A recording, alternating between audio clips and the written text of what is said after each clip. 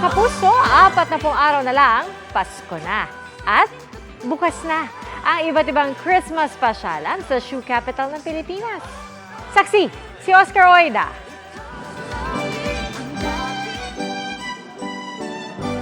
Christmas is right around the corner, kaya ihanda nyo na ang inyong wallet at wishlist. Kung Christmas pasyalan ang hanap nyo, bukas na ang Marikina Christmas Bazaar na swak para sa mga naghahanap ng pangregalo. Siyempre, hindi mo awala ang dekalidad at murang mga sapatos na pinagmamalaki ng Marikina. Para sa mga mahilig mag-selfie at mag-TikTok, nandyan ang kanilang giant shoe display at mga nangaharana ng iba't ibang awiting pampasko. At sa mga napagod sa shopping, may food trip galore.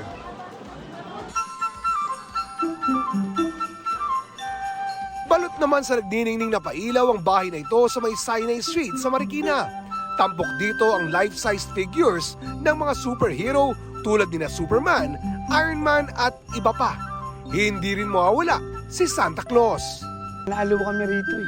3 araw na namin siya hinahanap. Maganda po, lagi po pinapasyalan niya. Para sa GMA Integrated News, Oscar Oida ang inyong saksi.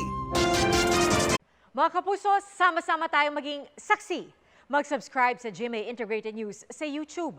Para sa mga kapuso abroad, samahan niyo kami sa GMA Pinoy TV at sa www.gmanews.tv.